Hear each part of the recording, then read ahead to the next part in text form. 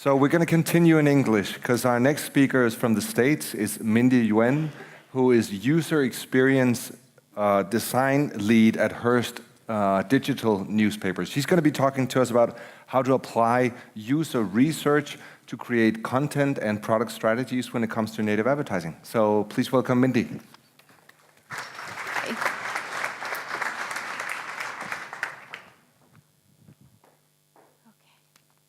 Hi, everyone. My name is Mindy. I'm straight here from New York City.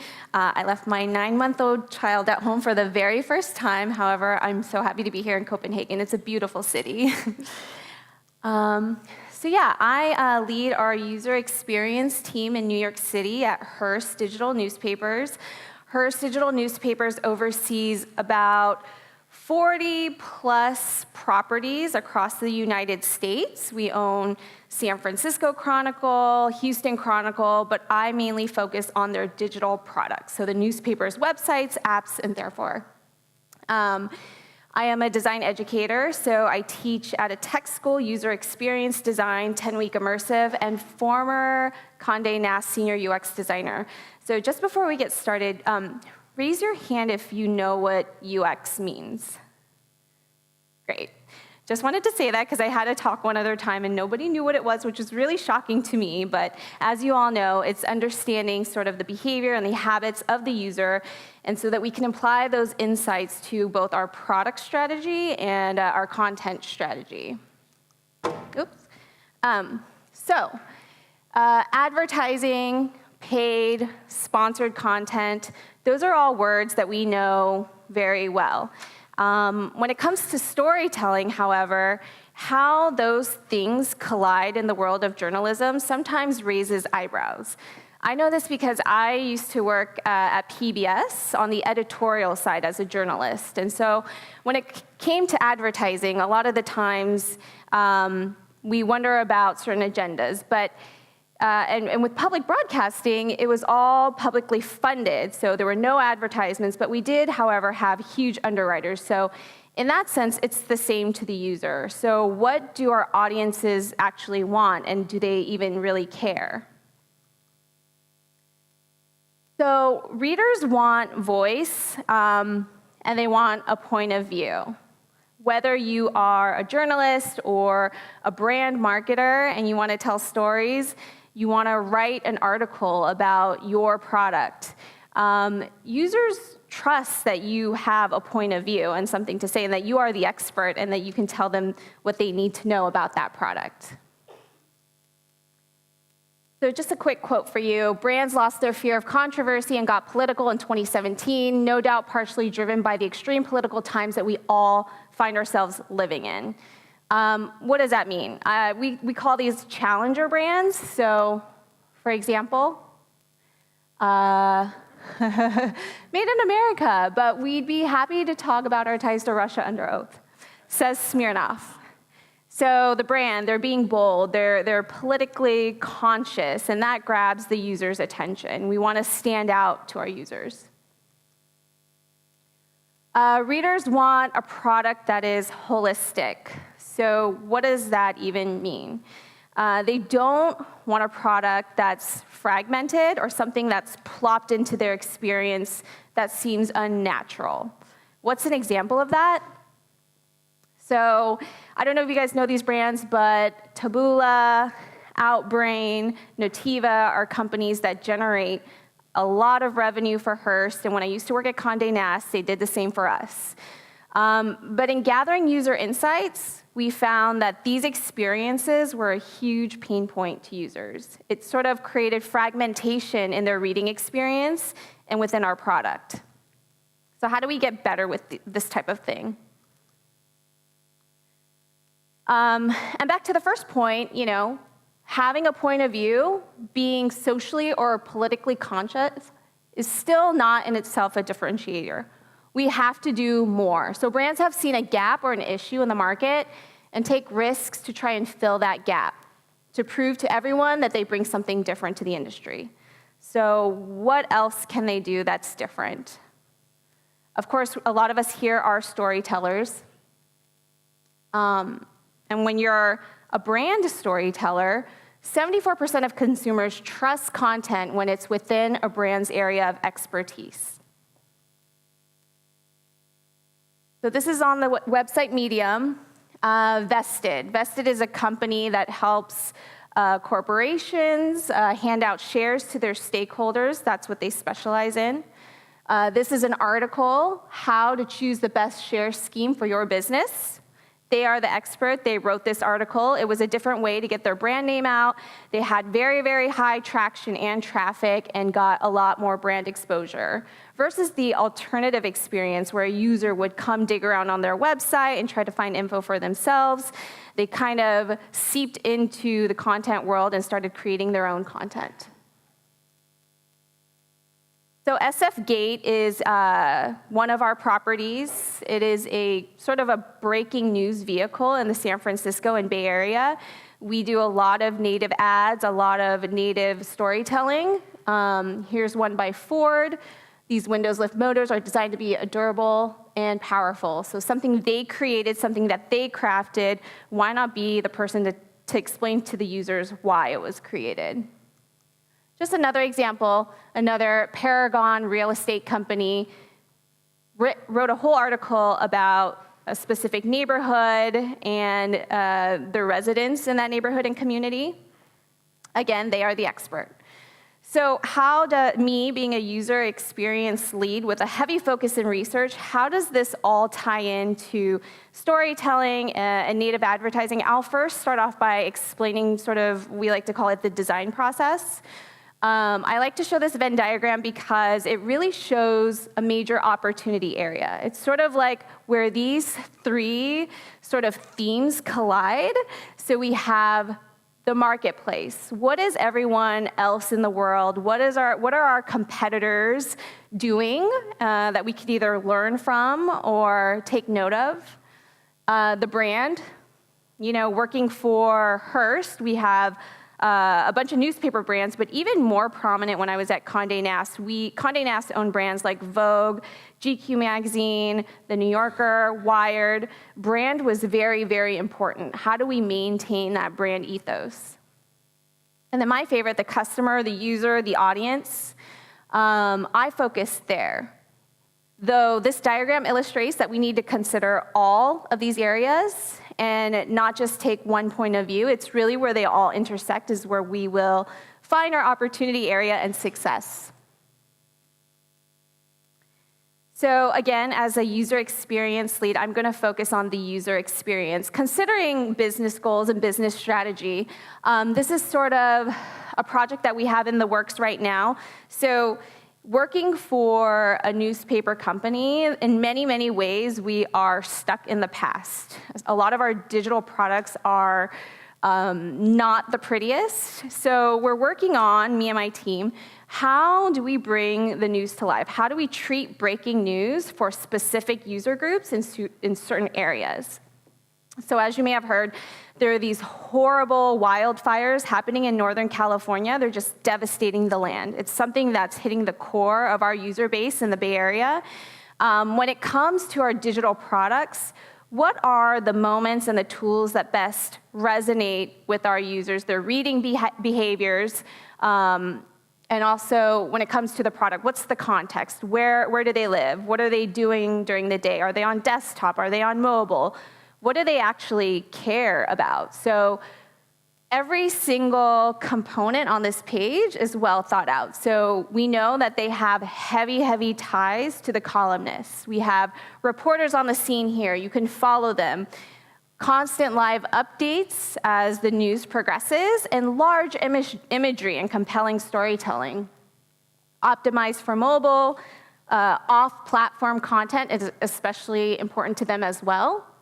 So if you have the content right, and you have the storytelling right, and you have the product right based on the user's habits and context, you need both for everything to be successful. So I learned this as like a junior designer. You can create the most beautiful vehicle for the content, but if your content sucks, it's really gonna get you nowhere.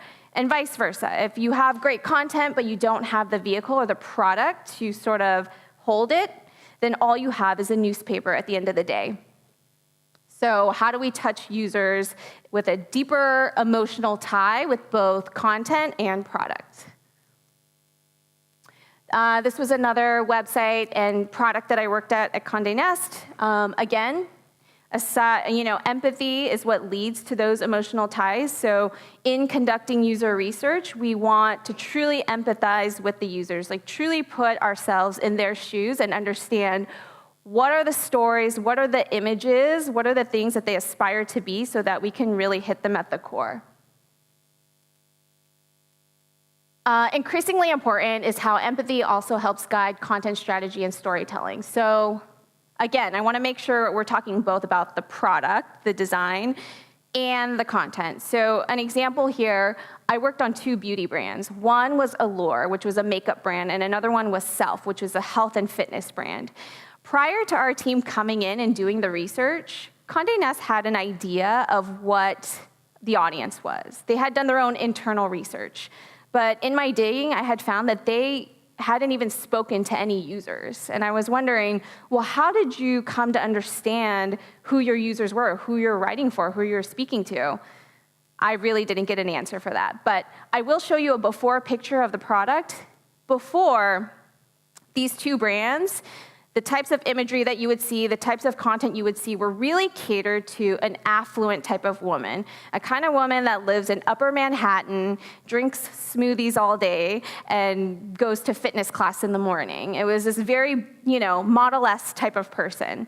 And we found that in our research, that wasn't our audience at all. Our audience was mass. Our audience was middle America moms. Our audience were families and women who cared about diversity and body acceptance. So those were themes that we found in our research, and we applied that not only to the product, so sure, it helped design the layout and the color scheme, et cetera, but also what is our photojournalism gonna be like? And what are the topics that we're gonna cover? How are we gonna better resonate with the people who are reading our content? So another quote, the strategic intent of brand purpose should first and foremost be to help the brand stand out more, be more relevant, remembered by more people, and ultimately lead to sales in some way after execution.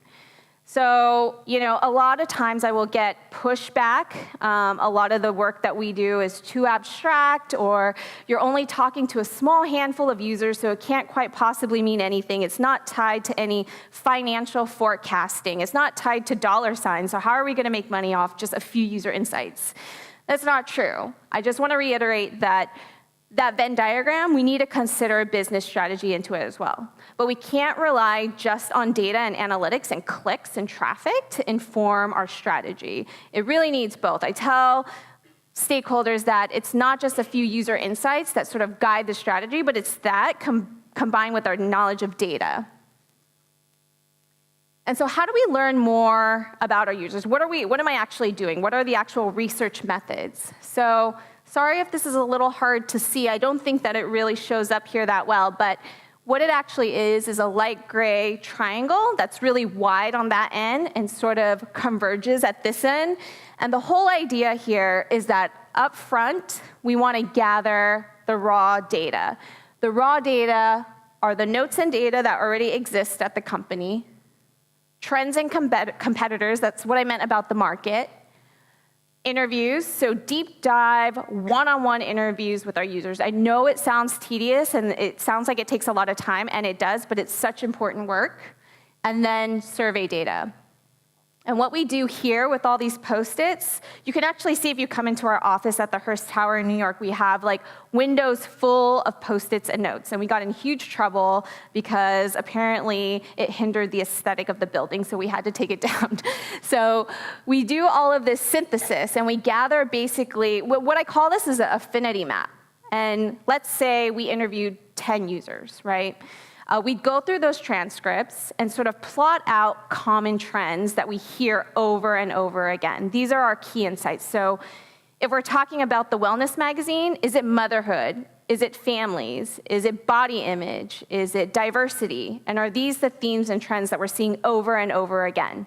And we put those up on the wall, and we make sure that both designers and product and engineers, as well as the journalists, and as well as the brand marketers, can all see these insights, and that these insights help influence their strategy.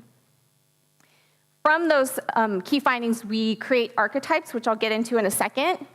And then the triangle starts to narrow down over here because you start coming up with concepts. And whether those concepts are design concepts or content strategy or an advertising strategy, those concepts derive directly from our data. So if you take a look over here at the raw data, I mentioned interviews. Interviews, ethnographic studies. So the New York Times did a whole ethnographic study where they sat in with users and just sat there and watched how they behaved. How did they read the newspaper or the digital newspaper in the morning, in the afternoon, in the nighttime? Are they using their phones? Are they using their iPads, their computers? And that's what an ethnographic study is, and they applied it to the design. At Hearst, we do more interviews because we just don't have the time or the budget to sit in with people for weeks on end. But we do a lot of one-on-one interviews. And whether that's over the phone or in their homes or at a coffee shop, the biggest mistake that I've learned with interviews, I actually learned at Condé, is the context where you're speaking to your user. You want it to be in their natural habitat, and you want them to feel comfortable. So Condé Nast was actually in the Freedom Tower. It's the new World Trade Center, and it was super exciting to get our users in and see the space, and they were really excited to come in and talk to us. But we found that they were extremely nervous, and they just told us what they thought we wanted to hear. So that data, it's like, they're lying. It's not true. It's not accurate. So in order to collect the most accurate data, we need to be in a user's habitat. But also, in the interview, we want a conversation. And another big mistake is when you interview somebody, you're going to find all the answers. Do you like this product? What do you like about it? What do you not like about it? What tools do you want? The fact is that users do not know. They don't know what they want. They don't know what they like. The idea is to have a conversation, and a conversation that digs really, really deep into the core emotion of that person and empathy. So what really triggers them? And I always tell my students as well, ask why, and why. So if you work at Facebook, you might ask a user, well, why do you use Facebook? They might say, because I want to keep in touch with friends and family. Well, but why? Because I'm busy. Why? I work too much. I work all day, all night. Why? I care about my career. Why? I don't want to let my parents down. Why? Because I love them. And you just get deeper and deeper and deeper. And then all of a sudden, it's like you know a lot about this person and their emotional value, and who knows what that synthesis might help Facebook do. Maybe it helps them sort of curate the algorithm on their feed. We want more friends and family, just depending on what the emotional value are for these users. That is a part of the synthesis. So what does the synthesizing the data actually mean? We use archetypes to synthesize our data. An archetype is not a persona. An archetype is based on attitude and behavior. And they can shift and they can change over time. They represent large groups that design and strategy can provide solutions for. A lot of what I just said. How do we do it? Here's an example. So going back to the fitness magazine that I was working for, when we were redesigning their website, we talked to a multitude of users, interviewed a ton of men and women about how they felt about fitness and mental health and well-being.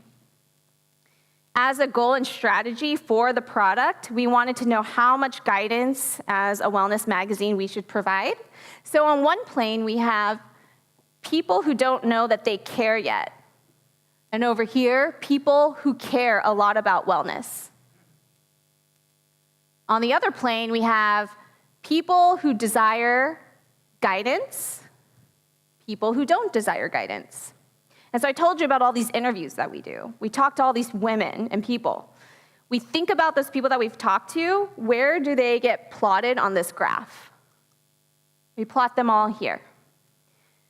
So I can remember very distinctly each person that I spoke to.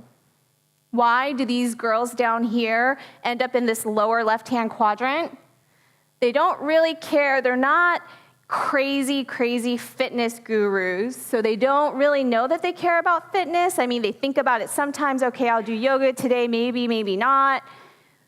They don't really need guidance. They do it themselves. They watch YouTube videos at home doing yoga. Why do those girls get up there? Because they need guidance. They're signing up for training. They need personal trainers. They're writing down schedules on their calendars. And they really, really care. They want to be healthy. They're eating right. They meal prep on Sundays. So that's why they belong up there. So as I said, our archetype represents a group of people. So once we form clusters of folks, we create archetypes. Archetypes is not a specific name or a face or a persona that has like an income or demographic information. Those archetypes represent that group of people. So we have, it's not very nice, but they're the desperados. They're desperate, they need help. We have the blissful independent because, they care, but they kind of just do whatever they want. It's not really high on their priority list in terms of fitness. The go-getters, they don't really need that much guidance. That's why they're down here, because they're training on their own, but they really do care. And I already mentioned the enthusiasts up there. We actually print these out at work with all of the detail and put them up on the wall. And we invite people from every team, our brand strategists, our advertising department, our writers, our product people, and we go over all of our archetypes. These are our archetypes. And as a brand, we want to focus on the desperados because that's where there's an opportunity where our digital magazine can come in and facilitate them.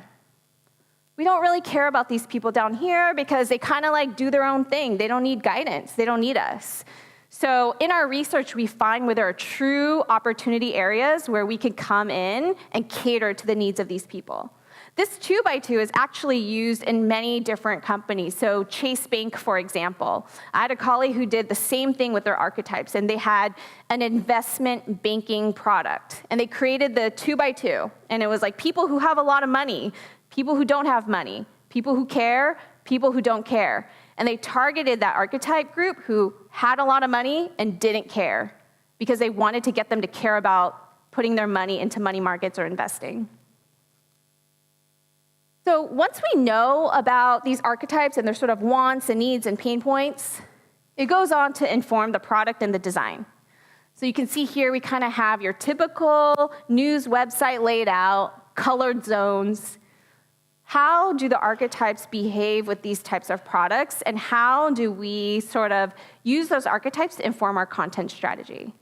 Do they care about a specific type of topic versus another? Can we surface that to the top? So there's a lot of content zoning that goes on, again, informed by our archetypes.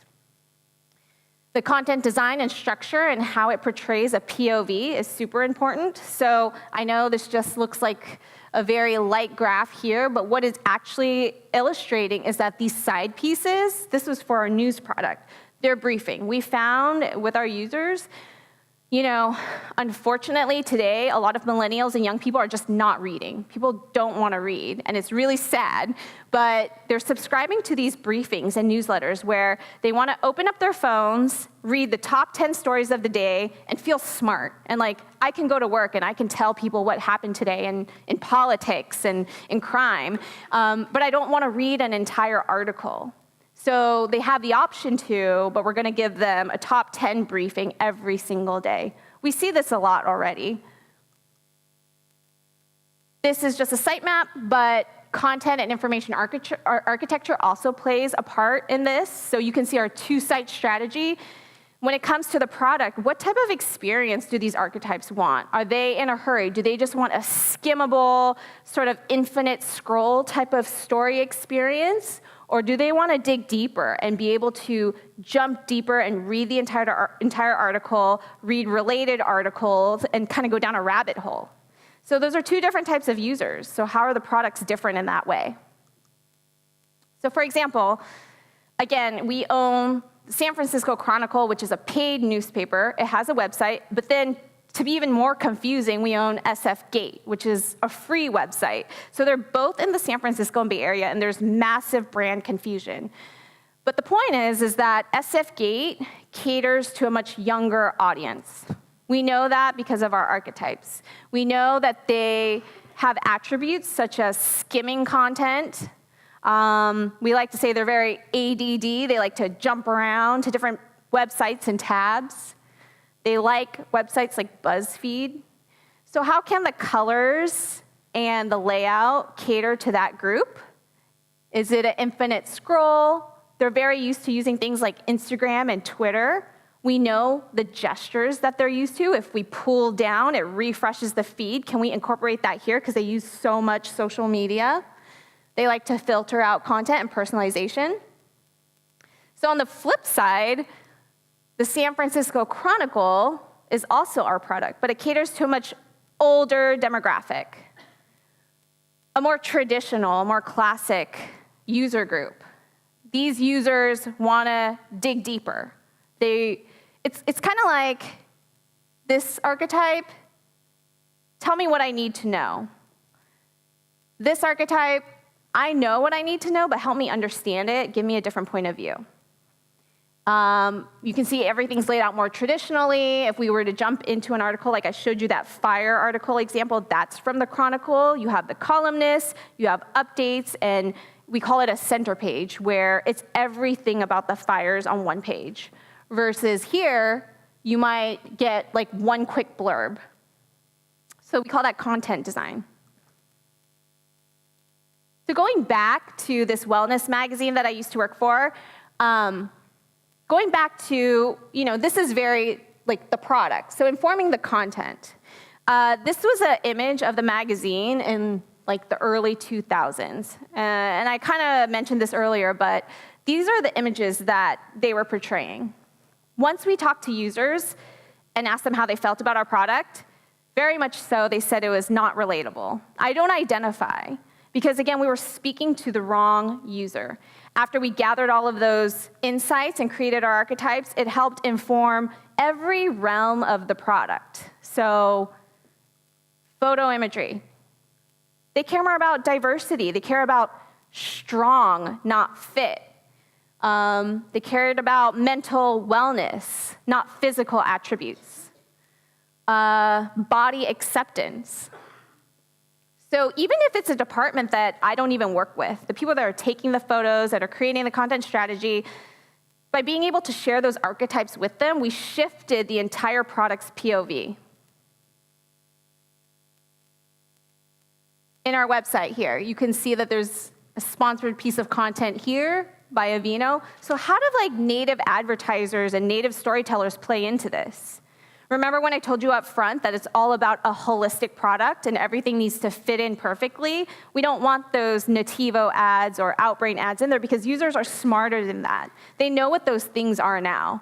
I mean, have you guys ever seen the sort of recirculated content at the end of a website that are Outbrain units? You see like a picture of a toilet or a picture of a cat. It has nothing to do with the content. So how can we work better with our paid sponsors to tell stories that fit that same archetype? Archetypes voiced themes of motherhood, of family, of balancing life.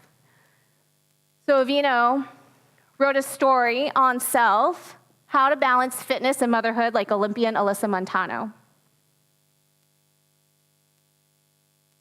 This is a great example of how one of our native advertisers were able to fit in very seamlessly with our content strategy.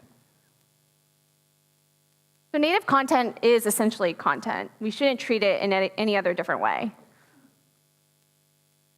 Here's an example of the New York Times. They have their own story studio. So depending on the size of your company, somebody asked me a question about what are the different models. So I know that at the New York Times and at Condé Nast and at Hearst, they have studios within the company that focus just on paid storytelling. You might have a very small company where the storytellers are in-house. So that could be sort of a conflict of interest seemingly sometimes, but really it's not. Again, the expert is going to know the content. So Delta, welcome to the airport of the future. forecasting new technologies in aircraft. General Electric, how nature is inspiring our industrial future. So again, just to reiterate, in the beginning, everything works together holistically when backed by the same insights. That's really what I've come to learn over my career, is that user experience is generally applied to the product, and the testing is like the usability. Do people know that there's a back button here? Is this confusing? But no, those insights, those user insights, should be applied to all of the teams at your corporation, at your company, where have you, especially with native ads and content. In this way, we create a holistic product that is more valuable to buyers, but most importantly, to the users. And again, back to that slide where, people are always just like, oh, the work you do is so abstract, it's just not tied to dollars. Yes, it's all about the experience. That's how we're gonna get the traction, that's how we're gonna get the traffic. And really, it's this internal structure where teams just need to work together.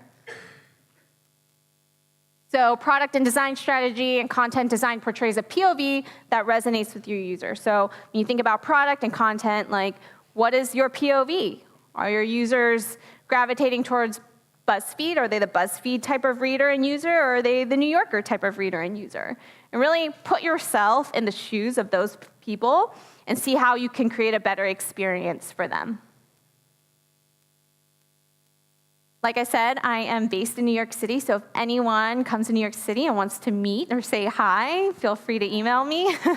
And I think I kind of ran through that, but we have a few minutes for Q&A if anyone has any questions. None? Okay. Oh, yes.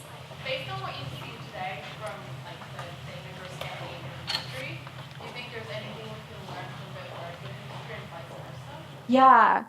So I hate to say this, but I wasn't here in the beginning, and even if I were, I wouldn't understand it, I don't think. But from what I know, and I think it's universal, is that, and I think no matter what size your company is, when we tend to think about different teams, or we even think about the people that deal with the native storytelling or native ads, that they're like separate. And the biggest takeaway here is to bring those people into the conversation. So every company is different, so I don't know who manages research, if at all any. So if you do have research, whether that's the marketing team, the product and design team, if you have a special research and insights team, find those people and understand what those insights are. Understand who your audience and your users are. If you're a very small company and you don't even have that team of people that are doing it, because a lot of companies cut out research. They think that they don't need it. And I think that that's very common, but it's the worst thing you can do, because then you have executives sort of making decisions about product and content on a whim, on assumption.